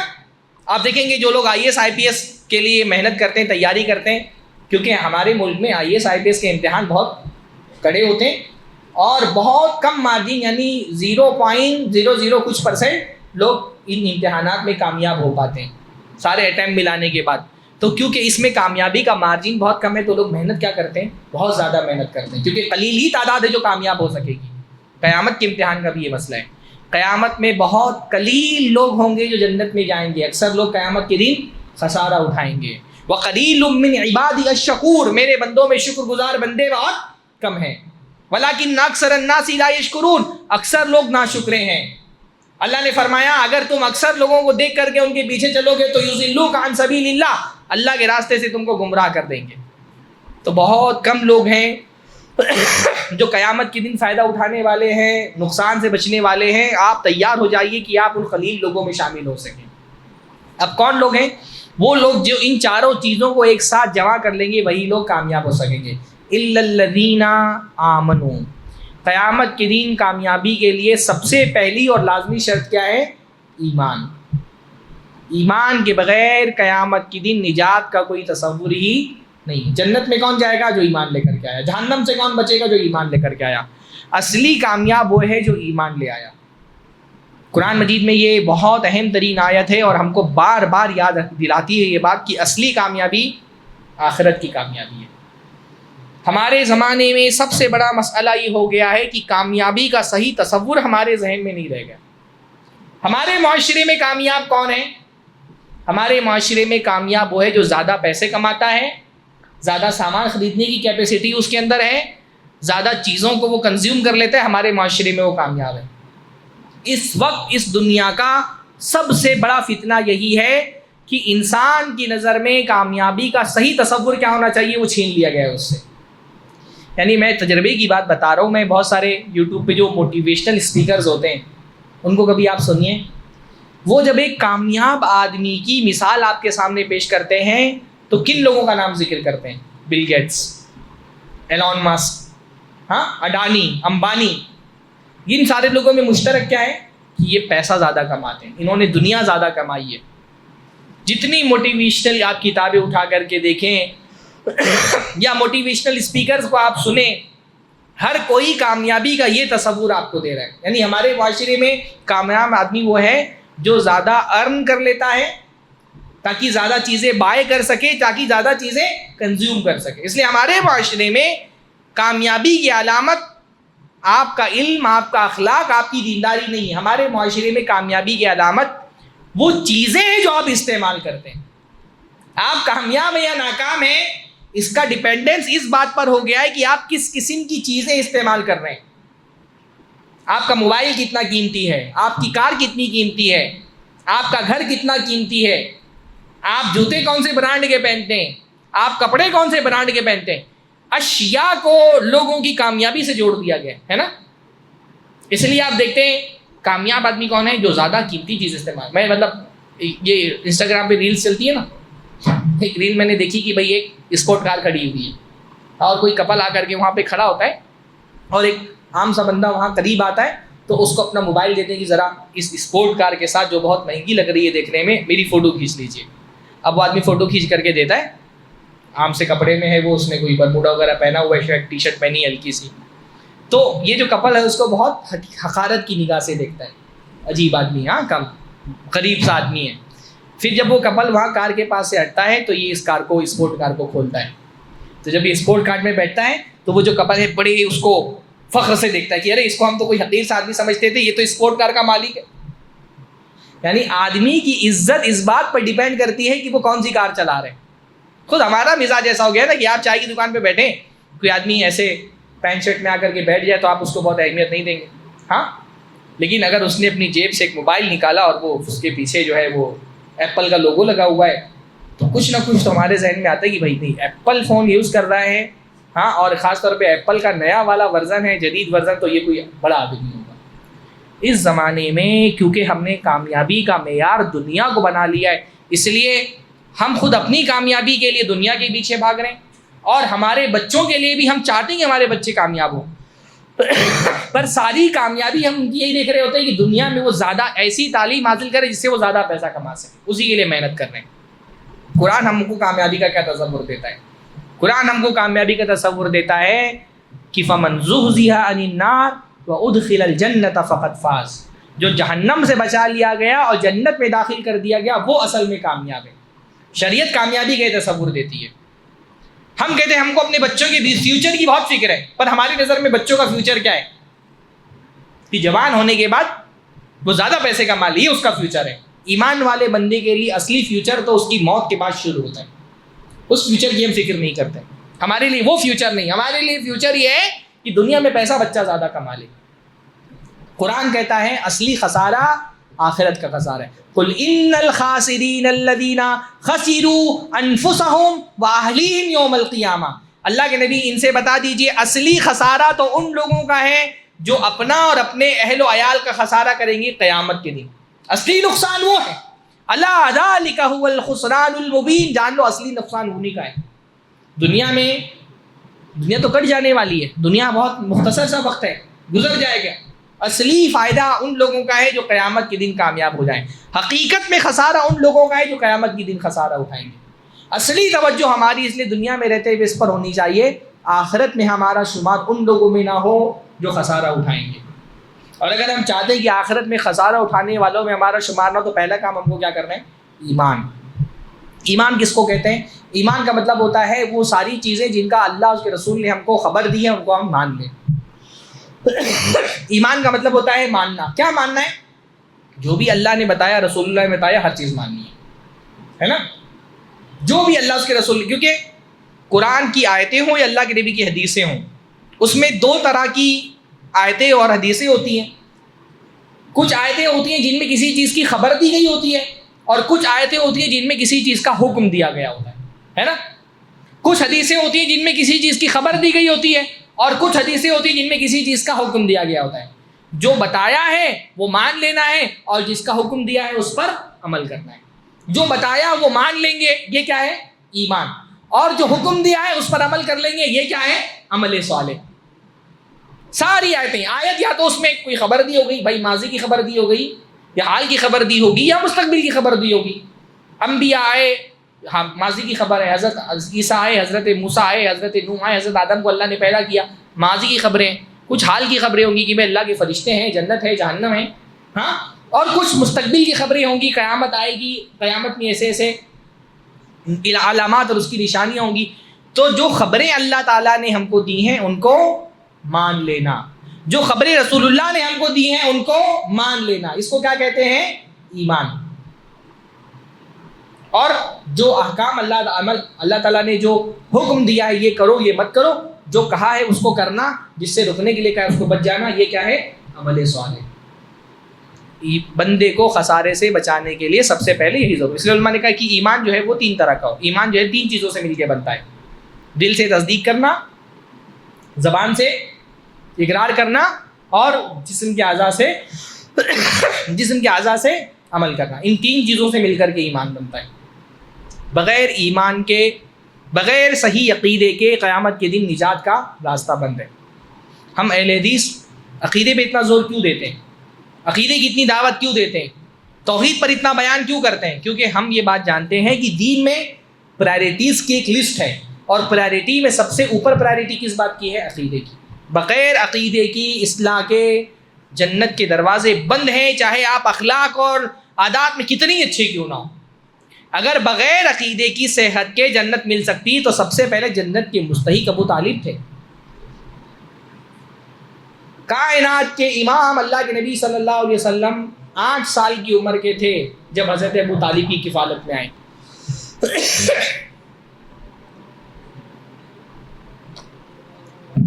جب ابو طالب کی وفات ہوئی تو اللہ کے نبی کی عمر کتنی تھی؟ 48 سال کی۔ 40 سال تک اللہ کے نبی صلی اللہ علیہ وسلم کی دیکھ بھال کرتے رہے، پرورش و پرداخت کرتے رہے۔ اللہ کے نبی صلی اللہ علیہ وسلم کے لیے نصرت اور مدد کا بہت بڑا ذریعہ تھے۔ مشرکین کی ہار ستم رسانی سے ایک قلعہ بن کر کے اللہ کے نبی صلی اللہ علیہ وسلم کی حفاظت کی۔ اتنا تو دین کی اتنی بڑی خدمت کس نے کی ہوگی؟ اگر وہ ایمان لے آتے تو ان کا بڑا اونچا مقام ہوتا۔ ہاں، یعنی آپ سوچئے کہ ان کی وفات کے سال کو عام الحزن کہا گیا. 1090 میں ان کی وفات ہوئی. اسی سال حضرت خدیجہ کی وفات ہوئی. حضرت خدیجہ گھر کے اندر اللہ کے نبی صلی اللہ علیہ وسلم کا بہت بڑا سپورٹ تھی. ابو طالب گھر کے باہر اللہ کے نبی کا بہت بڑا سپورٹ تھے. ان کی وجہ سے مشرکین اللہ کے نبی پر ہاتھ نہیں ڈال پا رہے تھے. اتنا دین کی خدمت, نبی کی خدمت کرنے کے باوجود ابو طالب بس ایک عقیدے کی کمی رہ گئی کہ زبان سے انہوں نے لا الہ الا اللہ نہیں کہا, جہنم میں جائیں گے. عقیدہ سر کی طرح ہے. یہ سر اگر گردن سے الگ کر دیا جائے, آپ کا جسم کتنا توانا ہے کوئی فرق نہیں پڑتا. لوگ پوچھتے ہیں نا کہ لیڈیز بار بار عقیدے کی بات کیوں کرتے ہیں. بھائی ایک ڈاکٹر ہے, اس کے پاس ایک مریض آیا, مریض کی انگلی میں فریکچر ہے, اس کا ہاتھ ٹوٹ گیا ہے اور اس کی گردن بھی کٹ گئی ہے, تو ڈاکٹر پہلے کس کا علاج کرے گا؟ پہلے گردن کا علاج کرے گا. کیونکہ اگر یہ سر جسم سے الگ کر دیا جائے تو جسم کے توانا ہونے سے کوئی فرق نہیں پڑتا. عقیدہ توحید یہ سر کی طرح ہے. اگر ایک مرتبہ سر جدا کر دیا جائے, آپ نماز کتنی اچھی پڑھتے ہیں, آپ روزہ کتنا زیادہ رکھتے ہیں, آپ نفلی صدقات و خیرات کتنے کرتے ہیں, کوئی فرق نہیں پڑتا. نجات کا دار و مدار ایمان کی سلامتی پر ہے. اللہ تعالیٰ نے عقیدہ جن کا صحیح نہیں ہے ان کے لیے جنت کے دروازے اللہ نے بند کر دیے. جنہوں نے ایمان کے ساتھ شرک کو ملا لیا ہے ان کے لیے قیامت کے دن امن نہیں, اللہ تعالیٰ نے بتا دیا. اس لیے ایمان والے بندے کو سب سے زیادہ ایمان پر محنت کرنی ہے. ہم ماشاءاللہ توحید کی گواہی دینے والے, اب اس مسجد میں امید تو یہی ہے کہ جتنے بھی لوگ آئیں گے سب لا الہ الا اللہ کی گواہی دینے والے ہیں. صرف عقیدہ توحید کا اقرار کر لینا کافی نہیں ہے. توحید کا اقرار کرنے والے دنیا میں بہت لوگ ہیں. اس عقیدے کو سب سے اوپر بنا کر کے رکھنا, ایمان لے آنا کافی نہیں ہے, اس ایمان کی حفاظت بھی کرنی پڑتی. بہت سارے ایمان لانے والے توحید کا کلمہ تو پڑھ لیتے ہیں پر توحید کو پرائرٹی نہیں دیتے. توحید کی غیرت ان کے دل کے اندر نہیں ہوتی ہے. لا الہ الا اللہ بول دیا ہے, بچی کو تعلیم دلانا ہے, فلاں کانوینٹ اسکول ہے, وہاں باقاعدہ بچے جو ہے وہ ہاتھ جوڑ کر کے حضرت عیسیٰ علیہ السلام کی مورتی کے سامنے پرے کرتے ہیں, بھیج دیا. موحدین لا الہ الا اللہ کا کلمہ پڑھنے والے اہل حدیث گھرانوں کے لڑکے اعلیٰ تعلیم کا حصول اتنا اہم ہو گیا ہے کہ اس کے لیے جا کر کے شرک کر رہے ہیں, ہر در پہ سجدہ کرتے ہیں. تھوڑا سا پالیٹکس میں آ گئے ہیں, سیاست میں اپنا کریئر بنانا چاہ رہے ہیں, توحید کو اتنا ہلکا سمجھا ہوا ہے کہ ہر قدم پر اپنی سیاست پوچھا کرنے کے لیے توحید سے سمجھوتا کر لے رہے ہیں. کہیں جا کر بت کے سامنے سر جھکا رہے ہیں, کہیں ماتھے پر ٹیکا لگا لے رہے ہیں, کہیں جا کر کے مٹھائیاں کھا رہے ہیں, اللہ تعالیٰ کے ساتھ شرک ہو رہا ہے, مٹھائیاں کھا رہے ہیں. نہیں, توحید کی غیرت اپنے دل کے اندر پیدا کرو. اہل حدیث موحد تو ہوتا ہے لیکن سارے اہل حدیث توحید کے لیے غیرت مند نہیں ہوتے. اتنا صرف کافی نہیں ہے, یعنی اللہ کے ساتھ شرک ہو رہا ہے ہم کو کوئی فرق ہی نہیں پڑ رہا ہے. جس کو توحید کے لیے غیرت ہوگی وہ اللہ تعالیٰ کے ساتھ شرک ہوگا تو تڑپے گا, اس تکلیف کو اپنے دل میں محسوس کرے گا, وہ توحید کو بڑھانے کے لیے کوشش کرے گا. تو ایمان لاؤ, سب سے پہلے ایمان. وَعَمِلُوا الصَّالِحَاتِ, اور اس کے بعد جنت میں کون جائیں گے, خسارے سے کون بچیں گے, جنہوں نے نیک عمل کیا. عمل صالح, عمل صالح کس کو کہتے ہیں؟ کسی بھی عمل کے اللہ کے ہاں صالح ہونے کے لیے 2 شرطیں پائی جانی ضروری ہے. اس میں 2 چیزیں پائی جائیں گی تو عمل صالح ہوگا. کسی کو پتہ ہے اپنے سے کون سی 2 شرطیں؟ پہلا ہے اخلاص. اخلاص یعنی نیک نیتی سے عمل کیا گیا ہو, ہے نا, صرف اللہ کے لیے عمل کیا گیا ہو, خالص اللہ کے لیے عمل کیا گیا ہو. اگر عمل خالص اللہ کے لیے نہیں ہے تو وہ اللہ تعالیٰ کے نزدیک وہ عمل نیک نہیں ہے. حتیٰ کہ چاہے کوئی بندہ اللہ کے راستے میں شہید ہو جائے, اس کی شہادت اللہ کے یہاں کب قبول ہوگی؟ جب وہ اللہ تعالیٰ کے لیے ہو. اگر اللہ تعالیٰ کے لیے شہید نہیں ہوا تو قیامت کے دن سب سے پہلے ایسے ہی آدمی کو جہنم میں ڈالا جائے گا. جو جنگ تو لڑا لیکن جنگ لڑنے کا مقصد اللہ کو خوش کرنا نہیں تھا, لوگوں میں شجاع اور بہادر بننا چاہتا تھا. تو پہلی چیز کسی بھی عمل کے اللہ کے یہاں قبول ہونے کے لیے کیا ہے؟ اخلاص. اخلاص کے بعد دوسری چیز جو اللہ تعالیٰ کے عمل قبول ہونے کے لیے کیا ضروری ہے؟ اتباع. اخلاص اور اتباع. کوئی عمل کتنا ہی نیک نیتی سے کیا گیا ہو لیکن اگر وہ عمل اللہ کے نبی کی سنت کے مطابق نہیں ہے تو اللہ تعالیٰ کے ہاں وہ عمل نیکی نہیں شمار ہوگا. چاہے آپ کتنی ہی محنت سے کر لیں, کتنا ہی آپ کے دل میں اخلاص ہو, کتنی ہی نیک نیتی ہو, لیکن اگر وہ عمل نبی کی سنت کے موافق نہیں تو اللہ تعالیٰ کے ہاں وہ عمل قابل قبول نہیں, ہے نا. بھائی ایک آدمی نماز پڑھ رہا ہے ہاتھ اٹھا کر کے, بڑی محنت سے ہاتھ اٹھائے, اس کے ہاتھ درد دینے لگتے, اللہ تعالیٰ کے وہ عمل قبول ہوگا؟ اخلاص سے کیے تو بھی قبول نہیں ہوگا. نہیں, کتنا بھی اخلاص سے عمل کر لے، اللہ تعالیٰ کے یہاں عبادت وہی ہے جو نبی کے طریقے پر انجام دی جائے۔ یہ بھی آ رہا ہے نا ربیع الاول، ہمارے ایک طبقہ ہے وہ بولتا ہے بھائی کیا ہوا، سیرت ہی تو پڑھ رہے ہیں، اللہ کے نبی صلی اللہ علیہ وسلم کی سیرت ہی تو بیان کر رہے ہیں، نعتیں ہی تو پڑھی جا رہی ہے، حلوہ ہی تو کھلا رہے ہیں۔ اللہ تعالیٰ نیت کے بعد کسی عمل کے اللہ تعالیٰ کے قبول ہونے کے لیے دوسری شرط کیا ہے؟ نبی کے طریقے پر ہونی چاہیے۔ جو عمل نبی کے طریقے پر نہیں ہو وہ عمل اللہ تعالیٰ کے ہاں قابل قبول نہیں، کائی کتنی ہی اخلاص سے کیوں نہ آپ کر لیں۔ ہاں، حضرت ابن عباس رضی اللہ تعالیٰ عنہ، آپ دیکھیے کہ صحابہ کرام نے جو ہم کو تصور دیا ہے، اس تصور میں کیا ہے؟ اس تصور میں یہ نہیں کہ زیادہ عمل ہونا چاہیے، عمل کم ہو لیکن کیا ہونا چاہیے؟ نبی صلی اللہ علیہ وسلم کی سنت کے موافق ہونا چاہیے۔ حضرت ابن عباس ایک مرتبہ حضرت امیر معاویہ کے ساتھ کعبہ کا طواف کر رہے تھے، تو حضرت امیر معاویہ جو ہے نا چاروں رکن کا استلام کر رہے۔ استلام سمجھتے ہیں نا، جیسے حجر اسود کا استلام کرتے ہیں اور رکن یمانی کا استلام کرتے ہیں، دو ہی ارکان ہیں جن کا استلام کیا جاتا ہے۔ حضرت امیر معاویہ کیا کرتے تھے؟ چاروں رکنوں کا استلام کر رہے ہیں۔ حضرت ابن عباس نے کہا تم یہ کیا کر رہے ہو؟ ہاں، اللہ کے نبی صلی اللہ علیہ وسلم نے تو صرف حجر اسود اور رکن یمانی کا استلام کیا، تم باقی ان دو رکنوں کا استلام اللہ کے نبی نے نہیں کیا ہے۔ حضرت امیر صاحب نے فرمایا لیس شیء من البیت مہجورا، کہ اللہ تعالیٰ کا گھر اتنا مقدس ہے، اس میں کوئی بھی رکن چھوڑنے کے لائق نہیں ہے، تو سارا گھر مقدس ہے، تو اگر چاروں کا استلام کر لوں تو کیا بات ہے؟ تو ابن عباس نے فرمایا لقد کان لکم فی رسول اللہ اسوۃ حسنہ، تمہارے لیے اللہ کے رسول صلی اللہ علیہ وسلم کی زندگی بہترین نمونہ ہے، اللہ کے نبی سے زیادہ اچھے تم نہیں ہو سکتے۔ کعبۃ اللہ کے چاروں ارکان فضیلت والے ہیں، مقام و مرتبہ اس کا بلند ہے، اللہ کے نبی سے زیادہ بہتر کوئی نہیں جانتا ہے، پر اللہ کے نبی نے ان دو رکنوں کے علاوہ دوسرے ارکان کا استلام نہیں کیا ہے۔ یہ دین ہم کو اللہ کے نبی صلی اللہ علیہ وسلم کے صحابہ نے سمجھایا ہے۔ جب دو رکنوں کا استلام، جن کا استلام اللہ کے نبی صلی اللہ علیہ وسلم نے نہیں کیا، ان کا استلام کرنا بدعت ہے، تو دو عیدوں کے علاوہ تیسری چوتھی عید منانا کیسے صحیح ہو سکتا ہے بھائی؟ ہاں، ہمارا دین دلیلوں سے بندھا ہوا دین ہے۔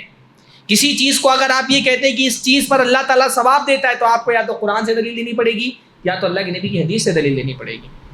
دین میں تھوڑا سا بھی پھیر بدل نہیں کیا جا سکتا ہے۔ حضرت برا ابن عازب رضی اللہ تعالیٰ عنہ اپنے ایک ساتھی کو اللہ کے نبی صلی اللہ علیہ وسلم کی دعا سکھا رہے تھے۔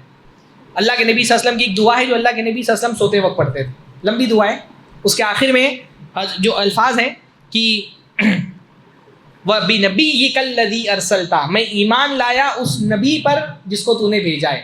دعا میں اللہ کے نبی پڑھتے تھے سونے سے پہلے۔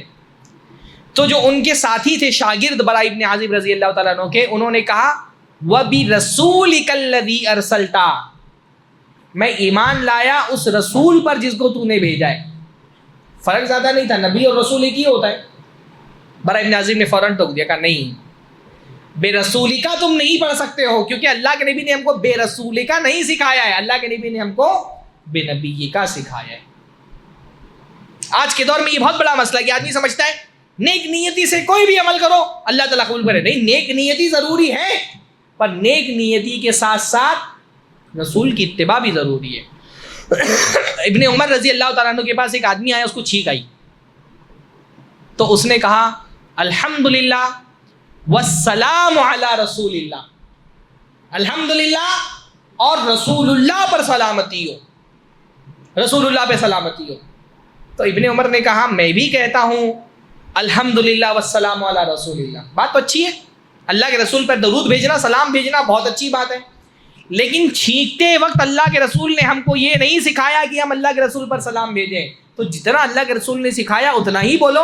ہم کو چھینک آنے کے وقت اللہ کے نبی نے بتایا کیا پڑھنا ہے، الحمدللہ یا علی کل حال، تو اتنا ہی بولو جتنا اللہ کے نبی نے سکھایا ہے۔ یہ اتباع ہے۔ اور بہت افسوس کی بات ہے کہ مسلمانوں میں بہت بڑی تعداد ایسے لوگوں کی ہے جو اخلاص کے ساتھ تو عمل کرتے ہیں، لیکن وہ یہ نہیں دیکھتے کہ جو عمل وہ اللہ کو خوش کرنے کے لیے کر رہے ہیں کیا نبی نے سکھایا کہ نہیں سکھایا۔ ایسا عمل جس پر نبی صلی اللہ علیہ وسلم کی سنت کی مہر نہ لگی ہو، وہ کتنی ہی خوش دلی سے انجام دیا گیا ہو، اللہ تعالیٰ کے ہاں وہ عمل مردود ہے۔ کتنا محنت، عاملۃ ناصبہ تصلی نارا حامیہ، بہت محنت سے عمل کیا ہوگا، جہنم میں ڈال دیا جائے گا۔ وہاں اللہ تعالیٰ نیک نیتی نہیں دیکھے گا۔ اللہ تعالیٰ نے قرآن مجید میں فرمایا قل هل انبئکم بالاخسرین اعمالا الذین ضل سعیہم فی الحیاۃ الدنیا وہم یحسبون انہم یحسنون صنعا، کہ اللہ کے نبی ان کو کہیے کیا میں تم کو بتاؤں ہم بالاخسرین اعمالا، سب سے زیادہ خسارے میں قیامت کے دن کون ہوگا؟ خسارے کی بات چل رہی ہے نا، سب سے بڑا خسارہ کن لوگوں کا ہوگا؟ الذین ضل سعیہم فی الحیاۃ الدنیا، جن کی محنتیں دنیا میں ضائع چلی گئی۔ بھئی ایک آدمی وہ ہے جس نے کوئی دین کے نام پر محنت نہیں کی، وہ بھی خسارے میں ہوگا۔ بڑا خسارہ کن لوگوں کا ہوگا؟ جنہوں نے ایک چیز کو دین سمجھ کے اس پہ بہت محنت کی، جلوس نکالے، ڈی جے بجائے، ڈانس کیے، پیسہ خرچ کیا، کھیر بنوا کر کے باٹی، کھچڑے بانٹے، لائٹنگ لگائی، محنت خوب کی، ضل سعیہم، لیکن ان کی محنتیں ضائع ہو گئیں۔ وہم یحسبون انہم یحسنون صنعا، حالانکہ وہ سمجھ رہے تھے کہ وہ نیکی کا کام کر رہے ہیں، نیت میں کھوٹ نہیں تھا، وہ اس کام کو نیکی سمجھ کر کے کر رہے تھے، پر کیونکہ یہ نیکی اللہ کے نبی صلی اللہ علیہ وسلم کی اتاری ہوئی شریعت کے مطابق نہیں تو وہ نیکی نہیں۔ آدمی کتنا ہی اللہ کے نبی صلی اللہ، اس لیے دین نبی کے پیچھے چلنے کا نام ہے، نبی سے آگے جانے کا نام نہیں۔ بدعتی کا مسئلہ یہ ہوتا ہے کہ وہ نبی سے آگے بڑھنا چاہتا ہے، نبی نے 2 عید منائی میں 4 مناؤں گا، ہاں، نبی سے آگے بڑھ کر کے آدمی کبھی بھی نجات نہیں پا سکتا، نبی اس کے پیچھے چلنے میں نجات ہے۔ تو عمل صالح کون سا ہے؟ جس میں اخلاص ہو اور نبی صلی اللہ علیہ وسلم کی اتباع ہو، لیکن صرف ایمان اور اپنے عمل کو صحیح کر لینے سے بھی بندہ کامیاب نہیں ہو سکے گا۔ اور 2 چیزیں ہیں جو ضروری ہیں، وتواصوا بالحق وتواصوا بالصبر، لوگوں کو حق کی وصیت کی اور لوگوں کو صبر کی وصیت کی۔ اپنا آپ دین پہ عمل کر لیں، دنیا جہنم میں جا رہی ہے، وہ جہنم میں جائیں گے، ان کو جہنم سے بچانا آپ کی ذمہ داری ہے۔ حق کا علم اللہ تعالیٰ نے آپ تک کے پہنچایا ہے، اگر آپ حق کی دعوت لوگوں تک نہیں پہنچائیں گے تو ان کو جہنم سے کون بچانے کے لیے آئے گا؟ اللہ نے آپ کو دنیا میں لوگوں کو جہنم سے بچانے کی ذمہ داری دی ہے، اس ذمہ داری کو ادا کریں۔ حق پر ہیں یہ کافی نہیں ہے، اس حق کی دعوت دینا بھی ضروری ہے۔ بہت مشہور حدیث اللہ کے نبی کی، وہ کچھ کشتیوں والی کہ ایک قوم کشتی میں سفر کر رہی ہے، کچھ لوگ کشتی کے اوپر ہے، کچھ نیچے والے اوپر پانی مانگنے کے لیے جاتے ہیں تو ان کو پریشانی ہوتی ہے، تو نیچے والے نے سوچا کشتیوں میں چھید کر لیتے ہیں، یہیں سے پانی حاصل کر لیں گے۔ جب کشتی میں چھید ہوگا، کشتی ڈوبے گی تو صرف وہ نہیں ڈوبیں گے جو کشتی میں چھید کر رہے ہیں، وہ بھی ڈوبیں گے جو کشتی میں چھید ہوتا ہوا دیکھ رہے ہیں اور خاموش ہیں۔ یہ جو اللہ تعالیٰ کو چھوڑ کر کے قبروں پہ جا کر کے فریادیں کر رہے ہیں، بتوں سے جا کر کے مرادیں مانگ رہے ہیں، ان کی وجہ سے اگر امت پر عذاب آئے گا تو صرف یہ نہیں ہلاک ہوں گے، وہ بھی ہلاک ہو جائیں گے جو شرک اپنی آنکھوں کے سامنے ہوتا ہوا دیکھ رہے ہیں لیکن خاموش ہیں۔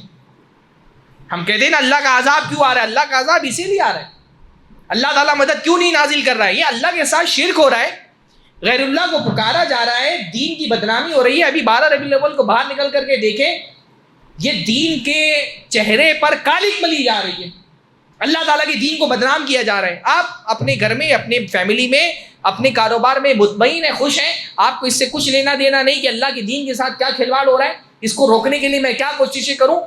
اس پر جب اللہ تعالیٰ کا عذاب آئے گا تو صرف وَاتَّقُوا فِتْنَةً لَا تُصِيبَنَّ الَّذِينَ ظَلَمُوا مِنكُمْ خَاصَّةً، اس فتنے اور عذاب سے ڈرو، بچو، جو صرف ظلم کرنے والوں پہ نہیں آتا، ظلم دیکھتے ہوئے خاموش رہنے والوں پر بھی آتا ہے۔ اور دنیا میں سب سے بڑا ظلم کیا ہے؟ شرک۔ تو حق مان لینا کافی نہیں ہے، اس کی دعوت دینا بھی ضروری ہے، اور حق کی دعوت دیں گے تو مصیبتیں آئیں گی، تکلیفیں آئیں گی، پریشانیاں آئیں گی۔ اس لیے حق کی دعوت کے ساتھ ساتھ کیا ہے؟ صبر کی دعوت۔ لوگوں کو حق کی دعوت دو اور ان کو بتاؤ حق ماننے والوں پر مصیبتیں آتی ہیں، پریشانیاں آتی ہیں، اللہ تعالیٰ ان کو آزماتا ہے۔ انبیاء پر مصیبتیں آئیں، صحابہ کرام پر مصیبتیں آئیں، ہم کون سی کھیت کی مولی ہے کہ ہم مصیبتوں سے بچ جائیں گے؟ اللہ تعالیٰ الگ الگ صورتوں میں ہماری ایمان کی آزمائش لے گا۔ اللہ تعالیٰ نے فرمایا، کیا تم نے یہ سمجھ کر کے رکھا ہے ان تدخلوا الجنۃ ولما یاتیکم مثل الذین خلوا من قبلکم، ایسے ہی جنت میں چلے جاؤ گے، کوئی آزمائش نہیں ہوگی؟ نہیں، آزمائش ہوگی۔ صحابہ کرام نے آ کے اللہ کے رسول سے شکایت کی کہ اللہ کے رسول اتنی پریشانیاں ہیں، قریش کی طرف سے اتنے مظالم ہیں، اللہ تعالیٰ اپنی مدد کیوں نہیں نازل کر رہا؟ اللہ کے رسول نے فرمایا تم ابھی سے پریشان ہو گئے، حالانکہ تم سے پہلے جو لوگ آئے تھے ان کے ساتھ تو یہ ہوتا تھا کہ ان کو لوہے کی کنگھی لے کر کے ان کے جسم پر پھیر دی جاتی تھی، یہاں تک کہ ان کا گوشت و گوشت ان کی ہڈیاں تک متاثر ہو جاتی تھی، اور انسان کو دفن کر کے اس کے سر سے اس کے جسم کو آدھے حصے میں بانٹ دیا جاتا تھا۔ ہم تو 2-4 قانون کی بات سن لیتے ہیں تو ہماری حالت خراب ہو جاتی ہے. یہاں تو صورت حال یہ ہے کہ جان مال عزت آبرو سب اللہ تعالیٰ کے راستے میں قربان کرنا پڑا. تو مصیبتیں آئیں گی, آزمائشیں آئیں گی, اس لیے جہاں پر بھی دعوت کی بات ہے وہاں صبر کا حکم دیا گیا. جب آپ دعوت کے لیے نکلیں گے باطل کو تکلیف ہوگی, اور باطل کو تکلیف ہوگی تو وہ ریئیکٹ کرے گا نا. ہمارے یہاں لوگ دعوت کی بات کرو تو لوگ کہتے ہیں حالات بہت خراب ہیں, فتنے کا بہت خوف ہے. فتنے کا مطلب ہوتا ہے باطل کا ریئیکشن. حق کی دعوت ایسی نہیں دی جا سکتی جس میں باطل کو کوئی پرابلم ہی نہ ہو. ہاں, اگر آپ حق کی دعوت دے رہے تو باطل کو پرابلم ہوگا, باطل کو پرابلم ہوگا تو وہ ریئیکٹ کرے گا, وہ کچھ نہ کچھ پریشانی آپ پر لائے گا. کبھی جان کی پریشانی آئے گی, کبھی مال کی پریشانی آئے گی. اسی لیے تو قرآن مجید میں 1 نہیں 10 مقامات پر جہاں دعوت کی بات ہے وہاں صبر کا حکم دیا گیا. ہاں, اللہ تعالیٰ نے فرمایا فاصبر علی ما یقولون, اللہ کے نبی صلی اللہ علیہ وسلم جو کچھ یہ کہہ رہے ہیں اس پر آپ صبر کریے. اللہ تعالیٰ نے حضرت لقمان علیہ السلام نے اپنے بیٹے کو نصیحت کی تو کیا فرمایا, لوگوں کو وَأْمُرْ بِالْعُرْفِ وَانْهَ عَنِ الْمُنْكَرِ وَاصْبِرْ عَلَىٰ مَا أَصَابَكَ, بھلائی کا حکم دو برائی سے روکو, پر بھلائی کا حکم دو گے برائی سے روکو گے تو لوگ تو ریئیکٹ کریں گی, باطل آپ کے خلاف آئے گا ہی, اس لیے صبر کرو. تو بہرحال خسارے سے بچنے والے 4 لوگ ہیں. ایمان لانے والے, اس لیے سب سے پہلے انشاءاللہ تعالیٰ ایمان پر اپنی محنت کرنی ہے. ایمان پر محنت کے لیے علم ضروری ہے نا, علم اور عمل 2 چیزیں. ایمان کیا ہے, علم کا نام ہے, اس لیے خصوصی طور پہ عقیدے پہ محنت کریں, اپنے علماء سے عقیدہ سیکھیں, علم کی مجلسوں میں شامل ہوں. اہل حدیثوں کو لگتا ہے ہم نے بہت توحید سیکھ لی, نہیں, میں دیکھتا ہوں 70-80% لوگ توحید کے علم سے ناواقف ہیں ہمارے لوگوں میں. اہل حدیثوں کی بات میں کر رہا ہوں, توحید کا پختہ علم نہیں, توحید کے لیے غیرت نہیں ہے, توحید کے لیے حساسیت نہیں ہے, توحید کے لیے سینسٹیوٹی نہیں ہے, توحید کو اپنی محبت اور نفرت کا معیار نہیں بناتے, توحید کی بنیاد پر دوستی دشمنی نہیں کرتے. توحید بہت بڑا علم ہے. پہلی بات اپنے ایمان کو مضبوط کریں, پھر اپنے عمل کو صالح کریں, پھر لوگوں کو حق کی دعوت دیں, حق کی دعوت میں تعاون کریں, اپنے جسم سے تعاون کریں, اپنی زبان سے تعاون کریں, جن کو اللہ تعالیٰ نے مال سے نوازا ہے وہ اپنے مال سے تعاون کریں, اور لوگوں کو صبر کی نصیحت کریں. جتنے آپ کے قریبی لوگ ہیں ان تک کے دین کا یہ پیغام پہنچائیں. آپ کے رشتہ داروں میں دیکھیں, کم سے کم جو لوگ دین سے دور ہیں, بہت لمبا نہیں جا سکتے ہیں, سب سے پہلے اپنے گھر والوں میں کام کرے دعوت و تبلیغ کا, اپنے رشتہ داروں میں کام کرے دعوت و تبلیغ کا, کہ جو لوگ منہج سلف سے دور ہیں ان کو منہج سلف کی اتباع کی دعوت دیں. اللہ تعالیٰ ہم سب کو دین کا صحیح فہم عطا فرمائے. اللہ تعالیٰ جب تک زندہ رکھے ایمان اور اسلام پر زندہ رکھے, اور جب ہمارا خاتمہ ہو تو زبان سے نکلنے والا کلمہ توحید کا کلمہ ہو.